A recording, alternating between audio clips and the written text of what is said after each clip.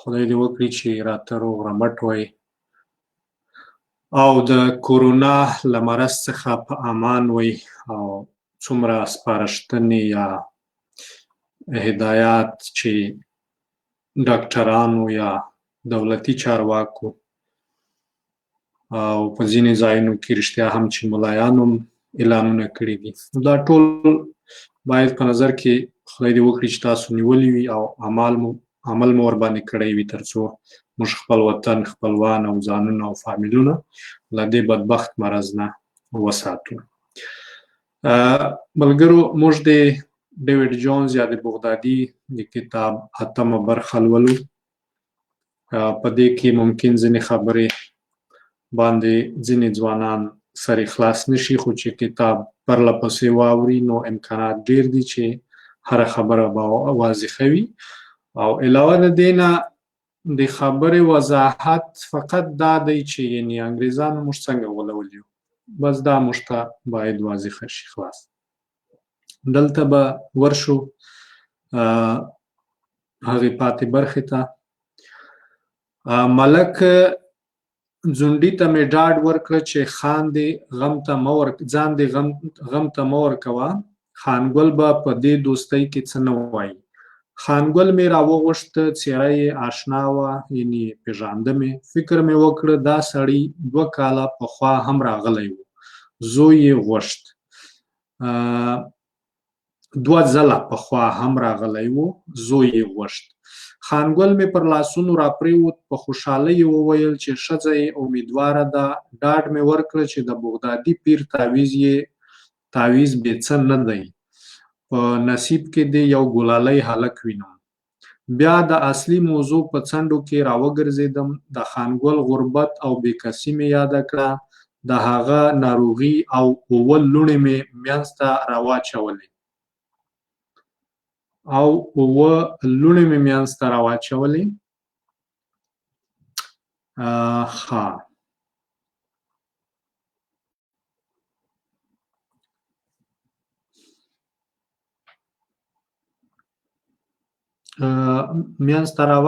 ومې ویل چې ړندکی پیر کله کله احوال راته راوړي، تربرونه دې ښه نیت نه درته لري.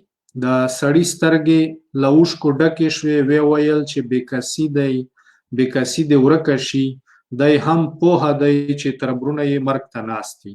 خانګل ته مې وویل چې له ملک ځونډي سره دوستي وکړه، په خیر به دې وي. لور به دې له دې دښمن او زورور سړي سره خوشحاله وي، تربرونه به دې سترګه ترې کوي. که مړ هم شي داسې څوک به وي چې پرده دې خوندي او د لوڼې دې په عزت واده کړي. خانګل تر ډېره فکرونه وهل، بیا یې سر پورته کړه، په غريو کې یې وویل قربان دې شم، پوهېږم ته مې بدي نه غواړې، غیب در معلوم دی، چې ته وایې نو دا دوستي مې قبوله ده. په هماغه ورځ مې ملک ځونډي ته احوال ورولېږه چې خبره خلاصه ده، بس مرکه ورولېږه. باور مې غوښت، ترلاسه مې کړه. پر ټوله سیمه مې واک پروت و. ډیوډ جونز وایي چې په ټوله سیمه مې واک پروت و، یعنې اوس خو نو د ټولو ملکانو سره یې ګوتې پټې کړې، هغه یې د خپلې عهدې لاندې راوستل، نو منطقه د ملکانو لاندې وه او د ملکانو لاندې دا خلک لاندې و. معنا ده ښه. ان د بغدادي پیر له خوښۍ پرته مرغۍ هم نشوی چوڼېدی. په کورونو، ګودرونو، جوماتونو، ولسونو کې یوازې د بغدادي پیر کرامات پایېدل. زه به پر ځمکه ګرځېدم، خو خلکو به اسمان ته کتل. په هرې سپینې کوترې پسې به یې چغې وهلې، پیرګل ته وګورئ، له ځانه یې کوتره جوړه کړې، پر خپلو مریدانو راګرځي. چا چې به ولیدم پر ځان یې د دوزخ اور حرام ګاڼه. یعنې ځان ته به یې چې زه به چا ولیدم نو هغوی به فکر کوه چې په ما باندې د جهنم اور حرام دی. دا ټولې سختې خیرنې ورځې، لوږه، تنده، خطر د خلکو په باور ارزېده. اوس نو د اصلي هدف د ترلاسه کولو وخت و. د دې خلکو زړونه د پاچا له مینې ډک ول، خو اوس باید دا ځای کرکې نیولی وای. په لومړی ځل مې په خپلو خبرو کې د امان الله خان نوم را ګډ کړه، خو احتیاط مې نه هېراوه. د دې خلکو په زړونو کې له خدای او پیغمبر را وروسته امان الله خان پروت و. په پیل کې به مې عمومي خبرې راواخیستې، بیا به پاچاهي ته ورغلم. د غازي ښېګړې له وطن ازادۍ او تعلیم سره د پاچا مینه، د هغه دینداري به مې یاده کړه. په آخر کې به مې د خو ټکی راوایست. وبه مې ویل چې غازي امان الله خان ښه سړی دی، خو کاشکې چې ږیره یې نه خریلی. همدې یوې خبرې به د خلکو له ذهنه د پاچا افغانیت، زړورتوب، د وطن آبادي، دینداري، له وطن او خلکو سره مینه ټول پاک کړل. یعنی چې دا یو خبره به مې وکړه چې امان الله خان ډېر سم سړی دی، دینداری دی، په وطن مین دی، خو ږیره نه لري. بس د خلکو به د مریدانو په زړه کې به د ده ټوله هغه مینه، هغه لوړوالی اوبو یوړ که نه. ورو ورو یې د خلکو ذهن ته د انګریز د پیر په شکل کې به د خلکو ذهن ته د انګریز ډیوډ جونز زهر وراچول د امان الله خان په خلاف. همدې یوې خبرې به د خلکو له ذهنه د پاچا افغانیت، زړورتوب، د وطن آبادي، دینداري، له وطن او خلکو سره مینه ټول پاک کړل. پر ځای به یې یوه خبره کېده: پاچا ږیره نه لري، معنا سنت ته ارزښت نه ورکوي. خو ما به وخندل، وبه مې ویل چې خیر دی، ځواني ده، په خپله به پوه شي. هره ناسته به مې د امان الله خان پر صفتونو پیلوله، خوله به مې ستړې شوه، خو آخر په یوې وړې خو د پاچا پر ټولو ښېګڼو خړې اوبې وروستې. یعنی آخر کې به مې یوه داسې خبره پسې وکړه چې دا ټول مریدان مې د پاچا امان الله خان په خلاف د دوی په ذهن کې یوه اختلافي خبره اچوله. ورو ورو ورو ورو اول یې په ځان مین کړل، بیا یې د پاچا امان الله خان صفتونه ورته شروع کړل. دریمه برخه کې بیا ورو ورو د صفتونو سره یوه خبره اختلافي د امان الله خان په خلاف وراچوله د خلکو ذهن ته.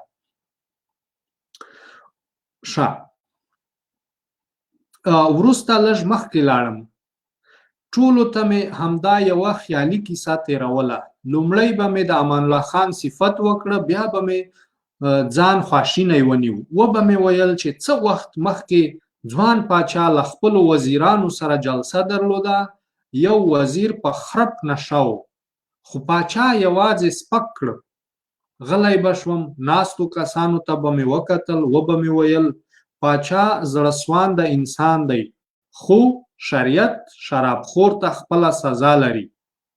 پاچا باید د زړهسواندې پر ځای حد جاری کړی وای، یعنی یا یې لاسونه پرې وای، یا یې پښه ور پرې وای، یا یې وژلی وای، یا یې جیل ته اچولی وای. یعنی لکه دا نن طالبان که نه د دوی جاسوسان چې دغه کوي، عین دغه کارونه یې د خلکو ذهن ته وراچول او تر نن ورځې پورې زموږ د خلکو په ذهن کې هماغه خبره پرته ده چې که ږیره وخروې کافر شوې، او که خدای مه کړه څوک درته وایي چې فلاني شراب وخوړل بس مرګ یې روا دی، او که خدای مه کړه څوک دې وغولوي درته وایي چې فلاني کلمه پسې شکنځا کړي دي په رسول پسې، نو بس وژنه یې، پوښتنه یې مه کوه.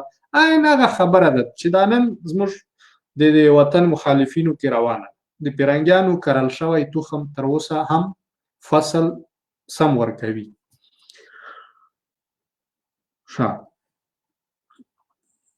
وار له واره مې دا ډول کیسې په خپله په پاچا پورې نشوی تړلی. دې خلکو د بغدادي پیر الوتل منل، خو پاچا او شراب ډېر سره لرې ول. خو لږ تر لږه به دې کیسو په دې ساده کاکریو کې دومره ورګرځول چې که پاچا خپله شراب نه خوري، نو شرابخور یې هم دومره بد نه ایسي. وروسته یو څه تیز تلم، یعنی خبرې مې نورې هم ډېرې کړې. هلکانو مکتب ته مې یاداوه، د هلکانو مکتب مې ښه یاداوه، خو د نجونو له زده کړې سره مې ضرور د خو ټکی تاړه چې یعنی هلکان د خیر دی درس وایي، خو نجونې ولې ځي؟ ولې چې هغه وخت کې امان الله خان نجونې او هلکان خارج ته لېږل. بیا مې ترکیې ته د افغانو نجونو د لېږلو خبرې راواخیستې. ومې ویل چې درس ښه دی خو دومره هم نه چې ځوانې جانۍ سپینې پښتنې پردو ملکونو ته پسې ولېږو. تر دې دمه به ټولو سرونه راته خوځول، خو یوه ورځ مې په خپلو خبرو کې ملکه سریا یاده کړه. ملکه سریا د امان الله خان ښځه وه. ومې ویل چې لوڅ مخ ګرځي. په لومړی ځل یو چا دومره زړه وکړه چې د بغدادي پیر په خبره کې ورولویږي. له کټوازه راغلی یوه زیږه ځوان په غوسه وویل پیرګله دم تعویز او کراماتو ته دې مات یم، مور مې یاده کا خو د پاچا په ناموس به کار نه لري. دا کوم یو ځوان جرأت وکړو که نه؟ ومې خندل. ملکه سریا مې د دنیا تر ټولو ښځو پاکه او پرهیزګاره وګڼله. تر هغو مې د ملکې صفت وکړه چې د ځوان د تندي ګونځې هوارې شوې. یو څه وخت مې احتیاط کاوه د امان الله خان نوم مې نه اخیست، خو د والیانو، حاکمانو او نورو غټو خلکو د خیالي ګناهونو بیانول هغه مې بیانول ګناهونه په دې نه ارزېدل چې څوک بغدادي پیر خفه کړي.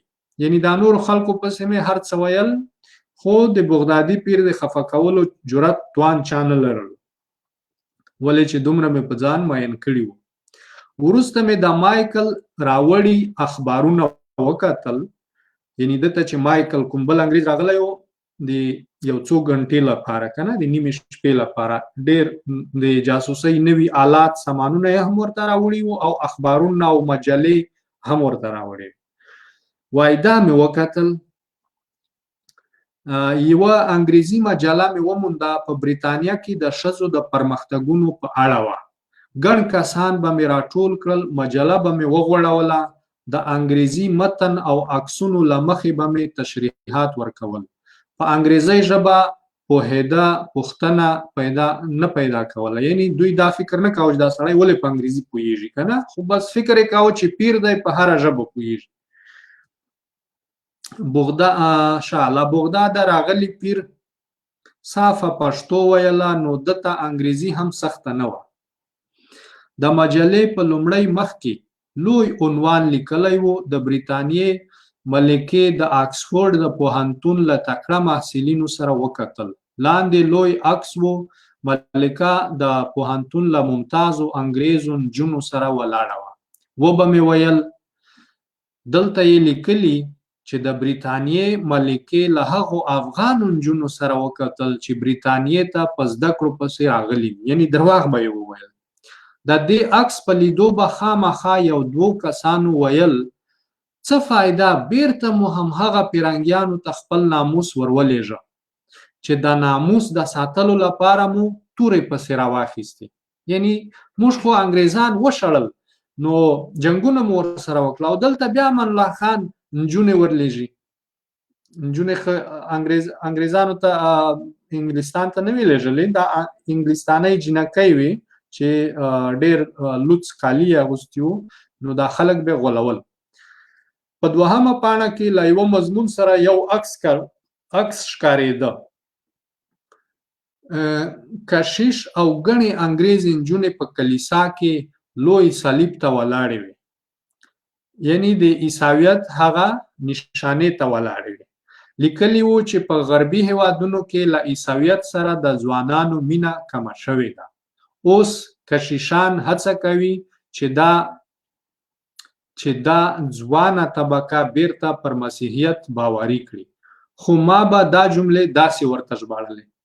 دلته لیکل شوي چې د یهودو او نصاراو ملکونو ته ورغلي افغانې نجونې مسیحیت ته تشویق کیږي، خو دا سپینې پښتنې په خپل دین کلکې ولاړې دي. د پرنګیانو له دومره تبلیغ سره تر اوسه ایله دوه نجونو خپل دین پرېښی دی. په خلکو کې به ګنګوسې شوې. که دا حال وو د دین پرېښودل څه خپل پرتوګونه به هم لرې کړي. یعنی دا اوس په دې خلکو کې دا ګنګوسې شوې. د پیر تبلیغاتو کار شروع کړو.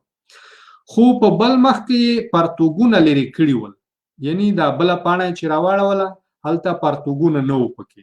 ورزشي مطلب وو، یو ورزشي مطلب وو. انګریزو نجونو په یوه نیکر کې والیبال کاوه، یعنی په یوه نیکر کې والیبال کاوه انګریز نجونې وې. اسانه وه. دا عکس به مې په پښتو نجونو پورې وتاړه، خلکو به توبې ایستې، ورته وبه مې چې دا پښتنې نجونې دي. خو یوه هم نه ویل چې ای احمقه د پښتنو رنګ معلوم دی، دا ډول شنې سترګې نه لري. یوازې یوه ورځ یوه ځوان راته وویل قربان دې شم تا ته خو پټې معلومې دي په پرنګ کې، یعنی پیرنګیانو کې دا د پښتنو نجونو تور ویښتان ولې ژیړیږي، یعنی د پښتنو خو تور ویښتان دي، بیا چې دا لندن ته لاړې شي ولې زیړې شي.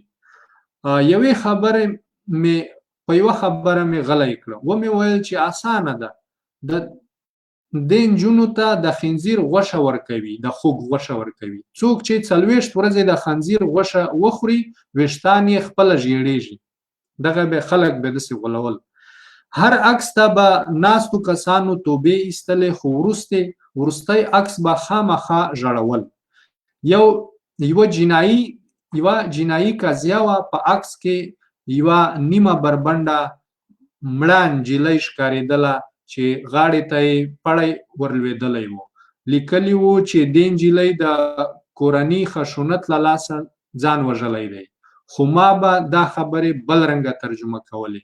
ویل به مې چې که د فرنګیانو ملک ته تللې کومه پښتنه له خپل دینه وانه وړي، شراب ونه څښي، زنا ونه کړي، نو اته سره فرنګیان یې لومړی په ګډه بې عزته کوي، بیا یې وژني.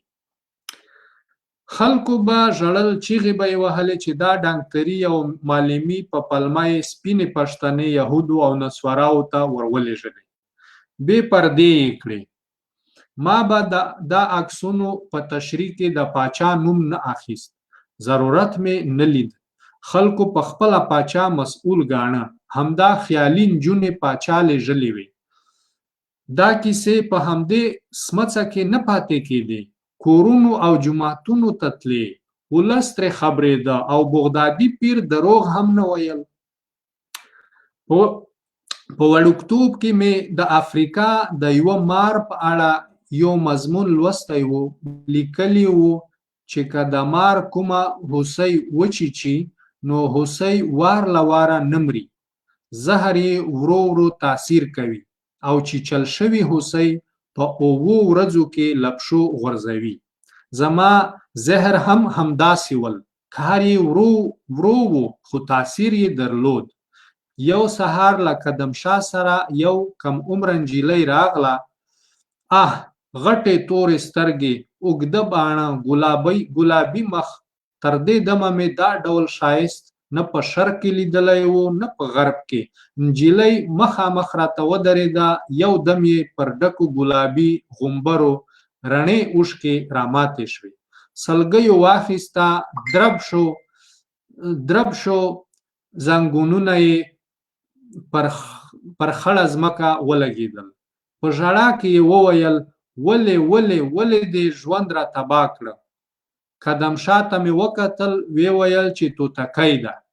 دا توتکۍ د مرید هغه خلک یې مجبور کړي وو، نو هغه 2 لوڼه چې یو سړي لرلې، یو بل سپین ږیري ته د دې پیر په خوله باندې دا توتکۍ واده شوه. ډېره وړه وه، 14 کلنه وه.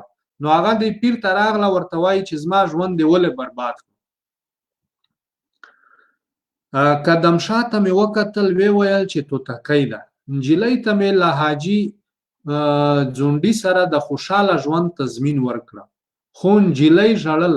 کله چې د باندې وته په سلګیو کې یې وویل خدای که مې هغه خوړین بوډا روزي کی، ژیړ کمر خوشته، یعنی اوس یې خودکشي ته نیت کړی دی، کوم ژیړ کمر په نوم کمر دی، په هغه باندې به ځان غورځوي. شیبه وروسته د سمڅې خولې ته ورغلم، توتکۍ له یوه کوچني سره روانه وه. زړه مې نا ارامه و. دا ښکلې تنکۍ نجلۍ مې پر 80 کلن بوډا ونه لورېده. وخت تیرېده ساده خلک په اساني غلطېدل. هو هوا سړه شوه، خان مې ټینګ کړه د پیر به نو څنګه یخ کېده، په دوو بړستنو کې به بیا هم غونج پروت وم. چاره نه وه، قدم شا مې بانه کړه، له سماواره به صاف شوي سره سکاره سمڅې ته راوړل کېدل. یوه ورځ یوه ډله راغله،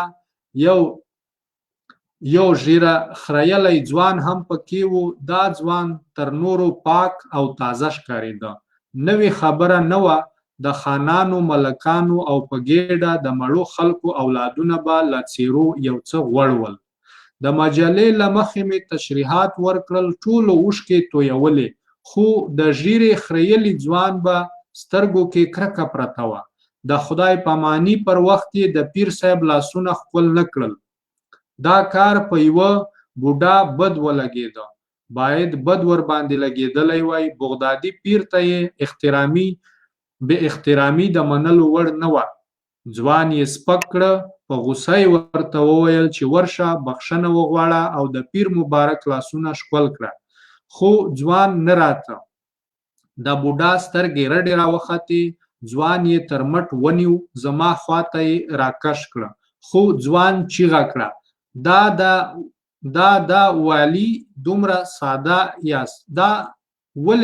ساده یاست؟ دا سړی دروغ وایي. پیر او دروغ کړس شو. د بوډا په څپېړه کې دومره زور و چې د ځوان مخ یوې خواته کوږ کړي. د نورو کسانو سترګې هم رډې راوختې. ټولو ځوان ته وچې سترګې نیولې وې، خو ځوان نه اور واخیست، نه یې داړې راشنې شوې او نه یې هم د شغال غوندې وانګولل. ځوان یو دم مخکې راغی، مجله یې ورواخیسته، لومړۍ پاڼه یې راواړوله، چیغه یې کړه. دلته یې په انګریزۍ ژبه لیکلي چې د برټانیې ملکې د خپل یوه پوهنتون له تکړه محصلینو سره وکتل. بله پاڼه یې واړوله، دا نجونې انګریزې دي، د دوی کشیشان غواړي چې دا پیغلې بیرته له خپل دین سره زړونه وتړي. په دې بل عکس کې هم فرنګۍ نجونې والیبال کوي. ولې دومره ساده یاست؟ په دې کې یوه هم پښتنه نه ده. دا پیر نه دی، جاسوس دی، خلک د پاچا پر ضد راپاروي. د بوډا له خولې لاړې باد شوې. بس که د سپي زویه، کوپر مه وایه، ته خو ښویېدلی یې، کور به در سره ایره کړي. د بوډا ځان په لړزېدو راغی، یو ناڅاپه یې وژړل. زانګې وانګې د باندې ووت. ځوان هم پسې ورغی. حیرانو خلکو ته مې وکتل، څېرې یې له ویرې ډکې وې. په خندا مې وویل، کینئ، زړونه مه خورئ، دنیا له هر رنګه خلکو ډکه ده. اوس بیا خلک غولوي. ولې چې دې ځوان خو دومره وکړل چې هغه غیرت یې وکړلو، په انګریزي پوهېدو خلکو ته یې وویل چې دغه دی، دا خو تاسو غولوي. اوس پیر څه چل کوي؟ کینئ، زړونه مه خورئ، دنیا له هر رنګه خلکو ډکه ده. غلي کېناستل، یوه هم څه نه ویل. څېرې یې لا له ویرې ډکې وې. وچه میوه مې ورته کېښوده، را ومې غږول. ږیره خریلی ځوان عبدالله نومېده، په ترکیه کې یې درس وایه. له یو کال وروسته کلي ته په رخصتۍ راغلی و. بوډا یې نیکه و، په کلي او ولس کې یې دروند نوم درلود. ټنډه مې تروه کړه، ومې ویل، ښه شو، د مکتب نتیجه مو په خپله ولیده. څوک چې معلم ته کېناست له اسلامیته ووت. ما ته هره ورځ سلګونه اخلاصمند مریدان راځي، یو هم داسې کوپر نه وایي. ټول صادق مسلمانان دي. په علت یې پوه یاست، مکتب یې نه دی ویلی. یو دم مې وژړل. د پیر ژړا، دا نو ډېره سخته وه. ناستو کسانو خواست کاوه، د پیر اوښکې نه شوی لیدی. همهغسې مې په ژړا کې وویل، سر مې چوي، د ونو بوټو او ډبرو تیرو کوکو مې غوږونه را کاڼه کړل. چې یعنې دا ونې بوټي دا چغې وهي، یعنې په ما خفه شوي دي چې تا ته ځوان احترام ولې ونه کړو. دا ونې بوټي چغې وهي، ژاړي زما سره. د دې نه مې سر نور غوږونه مې کاڼه شول. ښه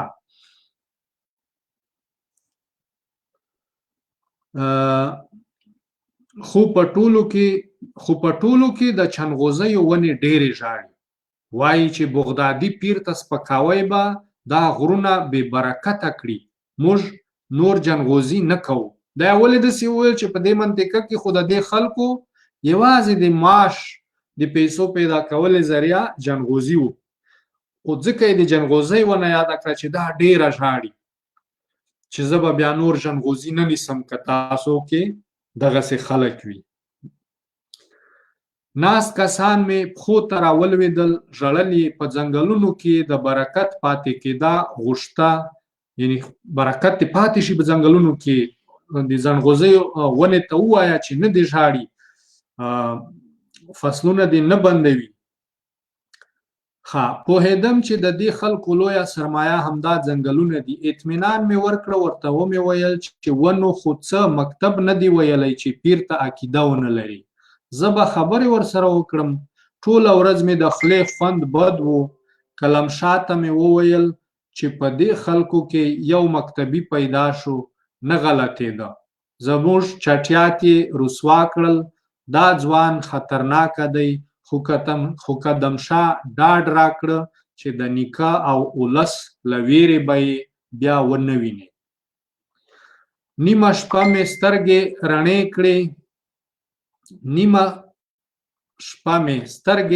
کړې. ملګرو مننه به مو وي، په دې وخت کې میسیجونه مه رالېږئ، ډېره به مو مننه وي. نیمه شپه مې سترګې رڼې کړې، په کتابونو کې مې کړپاوه، قدمشاه مې وښوراوه، وړه بتۍ مې بله کړه، سیم کش شو. کوم سیم چې دوی لاوډ سپیکر دغه د جاسوسۍ آله وه، لاوډ سپیکر هغې پورې تړلی و، دا سیم کش شو. یو پر بل ایښي کتابونه ولوېدل، په کش شوي سیم پسې لاوډ سپیکر راووت، یعنې چا کش کاوه دغه سیم. لاوډ سپیکر راووت، په منډه له سمڅې ووتم، له ملنډو ډک غږ مې واورېده. په ټوکو کې چا غږ کاوه که نه، ملنډې. بغدادي پیر خو په رښتیا هم کرامات لرل. اوس پوه شوم چې د 1.5 متره لیرو خلکو نومونه او نورې پټې څنګه ورمعلومېدې. دا د عبدالله ورته وایي. اوس زړه مې خولې ته راغی، بتۍ مې ور واچوله، د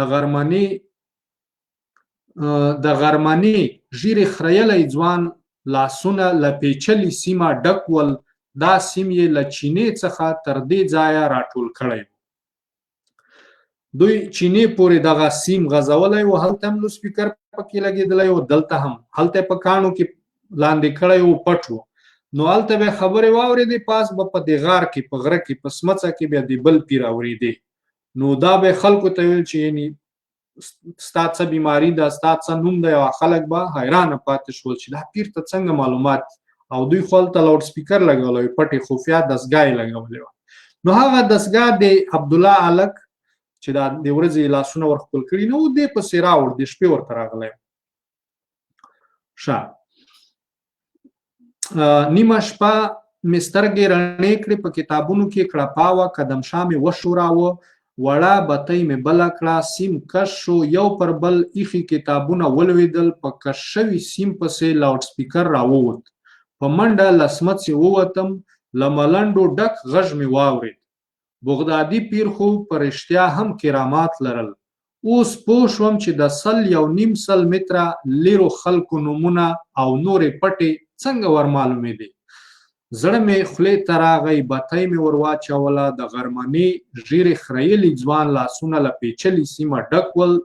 دا سیم یې له چینې څخه تر دې ځایه راټول کړی و. قدمشاه د خواست په ژبه وویل، خیر دی، رسوایي مه جوړوه. ځوان وخندل. رسوایي؟ قدمشاه تر مټ ونیو، 3 واړه سمڅې ته راغلو. قدمشاه کتابونه لرې کړل، کوچني کارتن یې راوایست، خلاص یې کړه، بتۍ ته یې ونیو، تر خولې له پیسو ډک و. په خواره خوله یې وویل، دا واخله، په ټول ژوند کې به د بل له احتیاجۍ خلاص یې، خو خوله به دې پټه نیسې. ځوان ورو وویل، زه دومره پست درته ښکاره شوم چې خپل وطن او پاچا ته به خیانت کوم. له اوله پوهېدم چې تاسو به پوست پاک خلک نه یاست. له ساده خلکو استفاده کوئ. زموږ له دینه ناجایزه ګټه اخلئ. انګریزانو دا رنګه لوبې په ډیرو هغو هیوادونو کې کړي دي چې واکمنانو یې د دوی اطاعت نه کاوه. دوی پوهیږي چې څنګه جعلي پیر او فقیر جوړ او دا ساده خلک غلط کړي. دا عبدالله ورته وویل. غلی شو، وی ویل دې خلکو ته که هر څومره ووایم، یعنی خپلو خلکو ته، مشرانو ته، د کلي خلکو ته، دا عبدالله ورته وایي چې هر څه چې ورته ووایم چې شاه او سادهګانو بغدادي پیر د انګریز جاسوس دی، انګریزان به هغه څوک څنګه خوښوي چې د انګریز دشمن وي، له انګریز سره جنګېدلی وي، ماته یې ورکړې وي، نه یې مني. بس سبا له همدې لاوډ سپیکر سره کابل ته ځم، لمنې به مو پر سر در واړوم. قدم شاه وویل دې ته دې نو زه نه پرېږدم. یو دم یې د ځوان ژامې ته سوک ورکړه. ځوان پر کتابونو ولوېد. ما یې تر غبرګو ورنونو لاسونه تاو کړل. قدم شاه یې پر ټټر کښېناست. د ځوان تر ستوني یې دواړه لاسونه ګوتې تاو کړې. ځوان زور وواهه، خو له 2 کسانو سره یې نه کېده، یعنی په 2 کسانو یې زور نه رسېدو. بیرته مو پرېیست. تر یو څه وخته پورته پورته غورځېده. خرهاری یې خود، خړه ځمکه یې پر خپلو نوکانو اړوله. خو وروسته یې سیکه وخته. بس 2 یا 3 دقیقې یې ټوپونه ووهل، بیا آرام پریوت. دواړه غلي دیوال ته کېناستو. د خپل زړه دربامې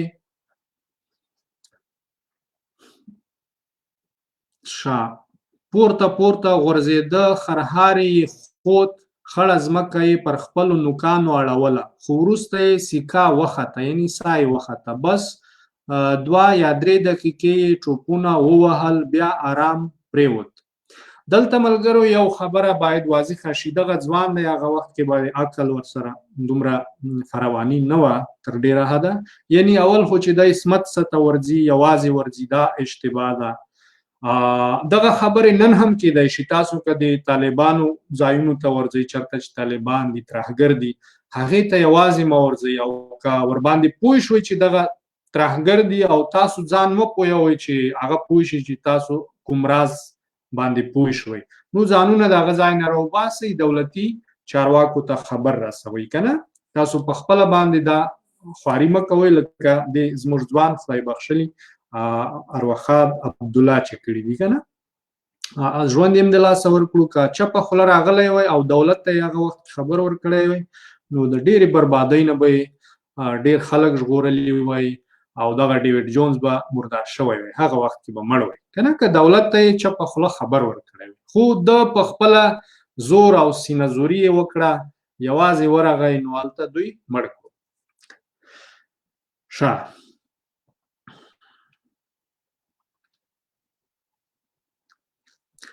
دواړه غلي دیوال ته کېناستو. د خپل زړه دربامې غوږونو ته راتله. بیا ولاړ شو. په سمڅه کې مو مخکې یووړ، یعنی مړی مو مخکې ویوړ دی عبدالله. بیرته راغلو، د لاوډ سپیکر سیم مې ټول کړه، تر سهاره لړزې نیولی وم، یعنی دوی هم یېرېدل. قدم شاه تر غرمې 2 ځله پورته راوخوت. ویې ویل چې ځینې قومي مشران دې لیدو ته راغلي، خو زما په زړه کې د خبرو زور نه و پاتې. ماسپښین مې سترګې سره ورغلې، تر ماسخوتنه ویده وم. شپه مې په رڼو سترګو تېره کړه. آخر مې د چانسلر خبرې ذهن سره راټول کړه. یو وخت یې راته ویلي وو چې زموږ په کار کې ویره، رحم او شفقت نشته. که د کومه ورځ زړه نری شو، نو پوه شه چې بریتانیې ته خدمت نشي کولی. ځوانه تا ته هم دا ویم، په کومه ورځ دی چې د رحم فکر وکړلو، په چا د رحم وکړو؟ په دشمن. بیا وطن نشي آبادولی. رحم د وطن په آبادۍ کې د رحم لفظ نشته. چې مخته د راتلو قاتل پیژنې چې قاتل دی باید ژوندی پاتې نشي. دا زموږ اولنی اصول باید اوسي که وطن ژغورو. حل دا د ټولې نړۍ قوانین دي، زموږ او ستاسو نه، د ټولو نړۍ دي او باید زموږ هم واوسي.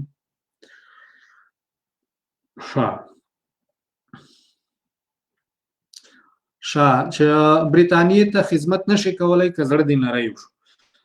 سهار مې ګېډه ډکه کړه، د باندې ووتم، هوا سړه لګېده، د ځینو ونو پاڼې ژېړې وې. کله چې بیرته سمڅې ته ورغلم لنګي مې ولړزېدل. د ږیرې خریلي ځوان نیکه او یو بل له عمره پوخ سړی ناست و. بوډا مې پښو ته راولوېد، یو دم یې وژړل، خپل ورک لمسی یې غوښت، خو ما ورته وویل چې دلته نه دی راغلی. له عمره پوخ سړي مې لاسونه ښکل کړل، په غریو کې یې وویل چې زه د عبدالله پلار یم. عبدالله مسلمان هلک دی، 5 وخته لمونځ کوي. بس بېګانه بل بېګا مو یو څه سپک کړه، ورته ومو ویل چې د خدای دوستان مه خفه کوه. بس سهار ته بړستن وه، دی نه و. تېره ورځ مو د ټولو خپلوانو کورونه پسې وکتل، خو ځمکه وچاودېده، عبدالله پکې ننوت. د سپین ږیري غږ مې واورېد، یا پیرګله د خدای روی مې ومنه، لمسی مې خوابدی کړی، نادان دی، ویې بخښه. یعنی دوی فکر کاوه چې دا پیر ورک کړی دی په بددعاو باندې، که نه په خپلو پیریانو باندې. دوی داسې فکر کاوه. یعنی د دې کیسې سره د ده پیري لا هم پخه شوه.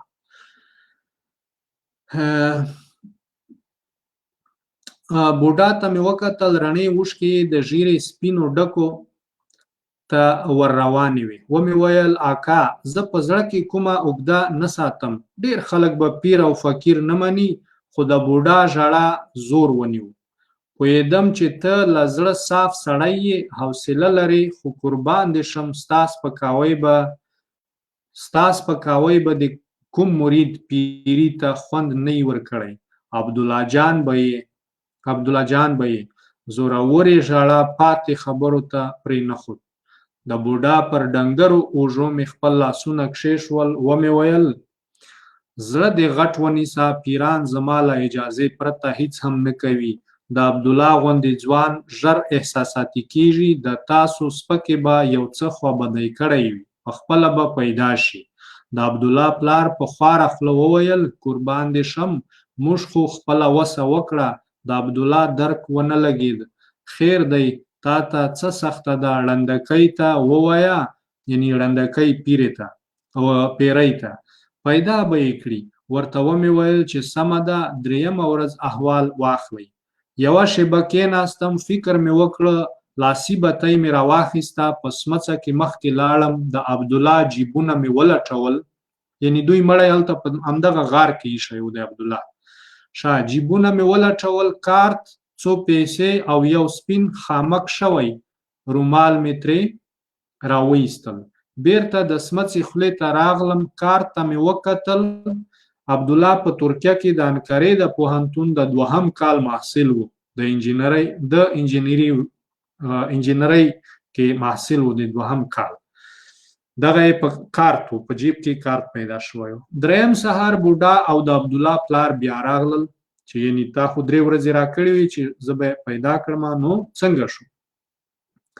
د یوې دیني کتاب د ایښودلو پر پلمه مې تار راکش کړه، له پورته سپین رومال راولوېد. هغه رومال د عبدالله، هغه یې په څه طریقه داسې وکړل چې د ده مخې ته راپرېوتو.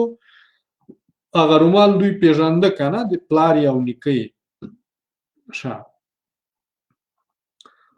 رومال راولوېد، له عمره پاخه سړي په بیړه رومال ورواخیست، خو بوډا د هغه له ګوتو وایست.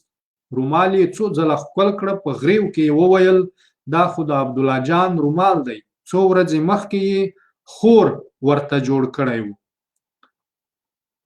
ومې خندل. بس ړندکۍ پیر یې راوړ، ویل یې چې عبدالله مې په کابل کې ولید، ترکیې ته یې د تګ تیاري نیوه. ړندکۍ دا رومال د دې لپاره ترې راپټ کړه چې ستاسو زړه ته ولوېږي. له عمره پوخ سړي مې لاسونه ښکل کړل، خو بوډا رومال ته کتل، په لنډو سترګو کې ځلا پرته وه، یعنې خوشحال و. ځان مې خواشینی ونیو، خو هلک مو ډېر خوابدی کړی دی. فکر نه کوم چې تر کال دې شپو دې کوم خط یا احوال درته راولېږي. یعنې په دې یو کال کې دی ممکن چې دوی خط او ستاسو سره اړیکه ټینګه نه کړي. یو کال یې ځکه یاد کړی دی چې یو کال کې خو دوی نور دلته پاتې کېږي نه ځي که نه. له عمره پوخ سړي په خوشحالۍ وویل بس دی خدای ژوندی راته لري، له خط او احواله یې تېر یو، دواړه روان شول. یعنې دی د خدای ژوندی لري، د خط نه یې تېر یو، بس فقط چې ژوندی یو. دواړه روان شول. بوډا د خپل مسیر مال په خپلو ګوتو کې ټینګ نیولی و. په دریم سهار قدم شاه چینې ته کښته شو، تنده یې تریو ونیو. ګڼو خلکو ته یې وویل چې سمڅه له پیریانو ډکه ده، زه یې غږونه نه اورم، خو قربان یې شم پیرګل ټوله شپه د پیریانو د ماشومانو د چیغو او شوخۍ له لاسه رڼا تېره کړې ده. تر دې بل لوی ثواب بس نر هغه و چې ډېرې ډبرې راوړي. په همهغه ورځ سمڅه لنډه شوه.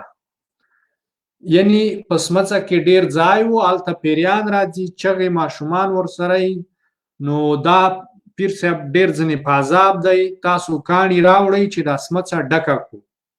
یعنې دا سمڅه کې کاڼي واچوو. مطلب یې څه شی و چې هغه د قدم شاه وایي د عبدالله مړی که نه، چې هغه پټ شي چې خدای مه کړه څوک یې ونه ویني. نو څه وایي چې دلته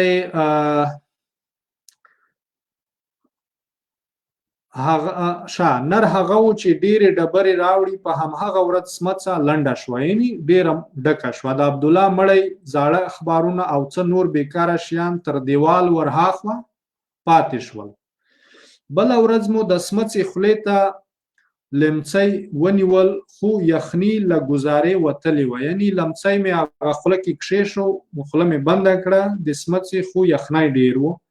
قدم شاه اوازه واچوله چې بغدادي پیر په دې سمڅه کې ستړی شوی دی، ژمی شو، اوس دوی د یخنۍ نه هلته ګزاره نشي کولی، او داسې هم خلکو ته نشي ویلی چې زموږ یخني کېږي، ولې چې پیران خو هر څه ځان ته جوړولی شي، بیا د دوی پیري ناکامېږي.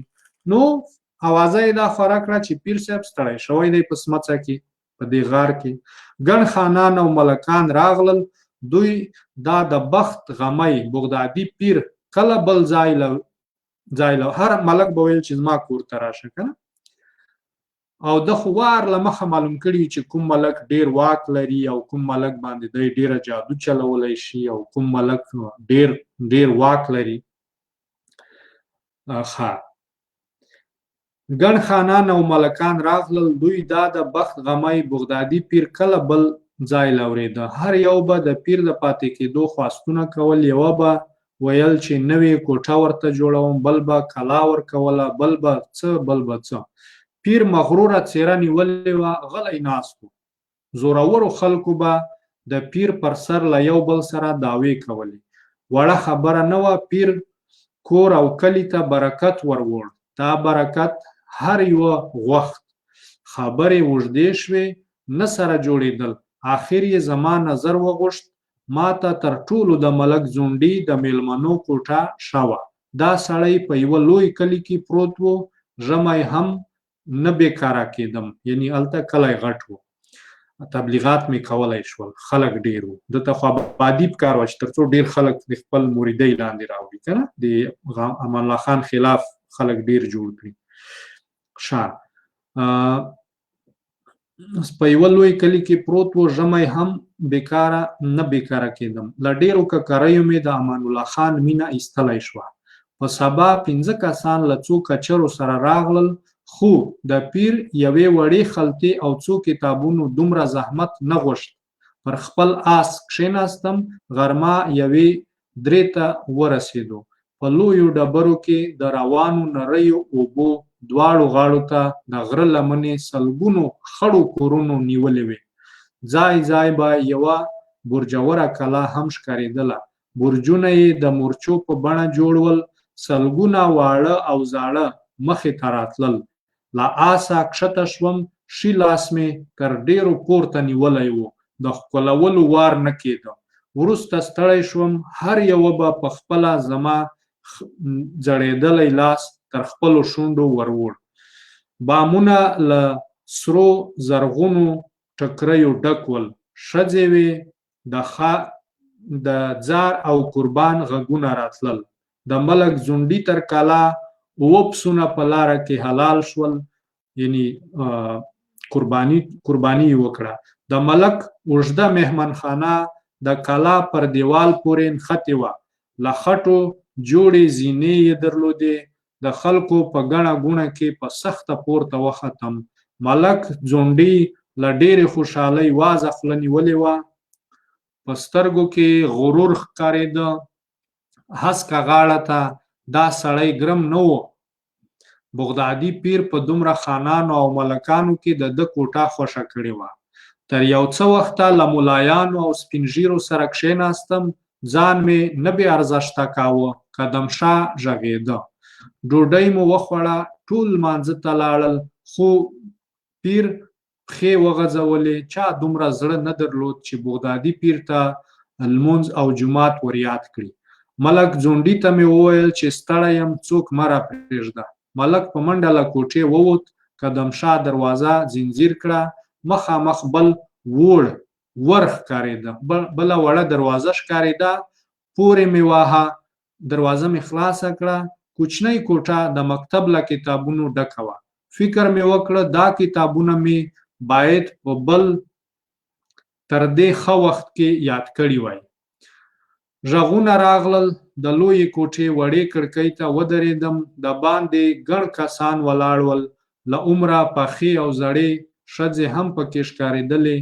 نه تکیه کېدل. همدا ګړی یې د بغدادي پیر لیدل غوښتل، خو ملک ځونډي ورته وویل چې مبارک ستړی دی، سبا راشئ، اوس ساه سموي، یعنی آرام کوي.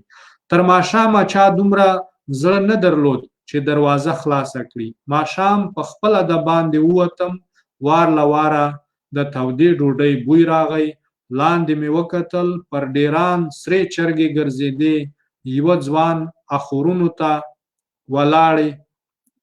ولاړې کتار غواوې خلاصولې. ورهاخوا د ګڼو کورونو له موریو دودکشونو تور لوګی پورته کېدل. د یوه ماشوم ناره مې واورېده، هلی پیرګل راوتلی. په منډه کوټې ته ننوتم. ماخوستن مې له ملک ځونډي د کلي له ملا او څو نورو سپین ږیرو سره ډوډۍ وخوړه. یوه ماشوم لاسونه را پرېمینځل. کله چې د باندې لاړ، ملک ځونډي اوچت پسې ولاړ شو. غږ یې راته ماشوم ته یې په زینو کې وویل چې د پیر صاحب د لاسونو مبارکې اوبه غواوو ته کښېږده، د 100 مرضونو دوا ده. توبه! هماغه حال نن هم زموږ دی. هغه وخت کې پیر و، نن هم پیر دی، او هم پسې طالب او ملا هم شو. طالب ملا دی چا دی؟ انګریز. هغه خبره ده، فقط ملا ته اوښتې ده خبره، طالب ته، مجاهد ته، داعش ته، بس هغه شکلونه یو څه نه څه بدلیږي، نور هماغه پیر دی، هماغه مرید دی. خلاص. سترګې خلاصې کړئ ورونو، سترګې. ښه، اوس دلته هغه دی لاسونه یې وینځلي دي او ماشوم ته وایي چې ګوره چې دا اوبه خوشې توی نه کړي، دا اوبه غواوو ته ونیسه، دا د 100 مرضونو دوا ده. شپه مې توده تېره کړه، تاوخانه ښه لګېده. 3 ورځې مې تعویضونه ورکول، خو د کلي ناروغان او د دعاو غوښتونکي نه خلاصېدل. وروسته د نورو کلیو خلک رامات شول. د ملک د کوټې تر مخ به درجنونه خرې ولاړې وې. پر ملاو به یې سرې شنې بړستنې او توشکونه پراته ول. زړې او له پښو لوېدلې ښځې به پر خرو راوړل کېدې. ستړی وم، چاره نه وه، خو د هوا په سړېدو سره د خلکو ګڼه ګوڼه کمه شوه. له غرمې وروسته به مې په آرام زړه خوب کاوه. دې لوی کلي 12 جوماته لرل، خو تر ټولو لوی جومات د ملک ځونډي ګل و. کله کله به ملا صاحب په خواره خوله جومات ته د ورتلو بلنه راکوله، خو ما به خلک بانه کړل. خو اوس ګڼه ګوڼه کمه شوې وه، دا خبره نه چلېده. یو مازدیګر په نزړه جومات ته ورغلم، د ملا صاحب په ټینګار کتارونه راپسې ودرېدل. د پټې خولې لمونځ و، ستونزه مې نه درلوده، یعنې امامت ته مخکې شو. خو د ماښام اذان مې زړه وخوړ. ملا صاحب ته مې وویل چې ستا په څېر لوی او سپین ږیری عالم به څنګه راپسې درېږي. یو ټیټ غږ راغی: قربان یې شم، دې ته وایي د پیرګل خاکساري. ملا صاحب کلیوالو ته وکتل، په سترګو کې غرور پروت و. نه و ملامت د بغدادي پیر غوندې لوی عالم پسې درېده. مخکې شو، خو د ملک ځونډي او ځینو نورو کلیوالو تندی تریو شو. د پیرګل په امامت کې یې ډېر ثوابونه لیدل. بوډا ملا نا امیده ودرېد. د ملک ځونډي غوږ ته مې خوله ور ټیټه کړه، ومې ویل چې سپین ږیري دي، زړه یې مه ماتوه. وروسته مېلمستیاوو زور ونیو، هر یوه غوښتل چې د کور دسترخوان یې برکتي شي، خو ما به یوازې د هغو کسانو غوښتنې منلې چې خبرو یې پر نورو تاثیر درلود. یوه ورځ ملک ځونډي راته کښېناست، واده یې غوښت، خو د توتکۍ پلار ورته ویلي و چې د هوا تر تودېدو پورې به نه سره په عذابوو. خانګل مې راوغوښت، په سخته مې قناعت ورکړه. یوه اونۍ وروسته واده تیار شو. ورځ په ډولونو تېره شوه، مازدیګر یې ناوې راوړه. د نکاح په وخت کې د ملک ځونډي نوې سرې کړې ږیرې د څراغ ژېړې رڼا ته سره لمبه کوله. کلا له ښځو ډکه وه، تر ډېره د چمبې غږ راته.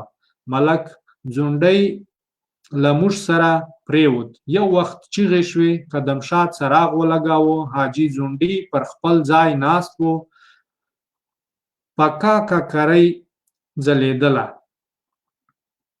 یو دم د کوټې دروازه له دیواله سره ولګېده. دوې زړې ښځې راغلې، ژړل یې. خبره معلومه شوه، توتکۍ په نیمه شپه کې تښتېدلې وه.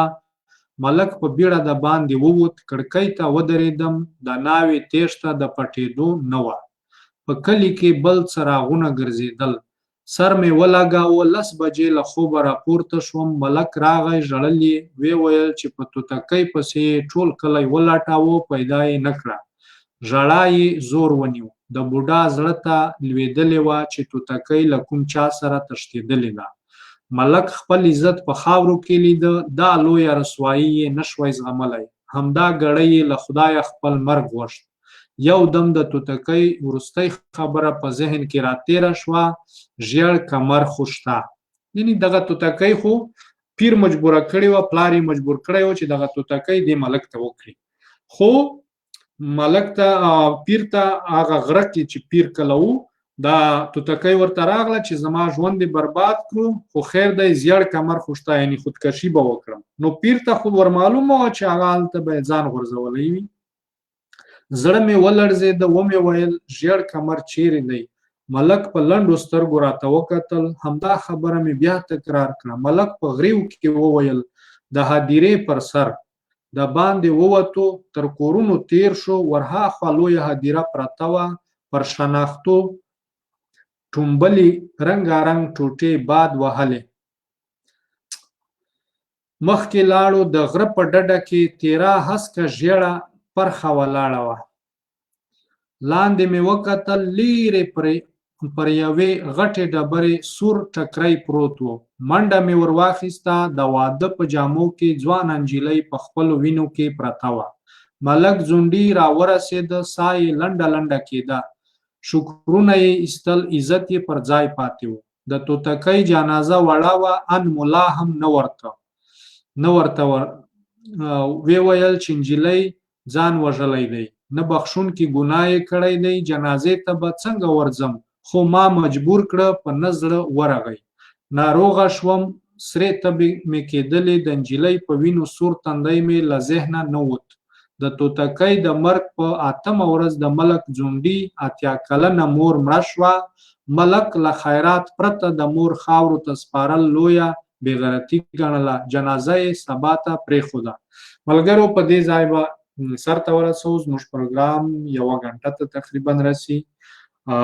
آخري 140 صفحه ده.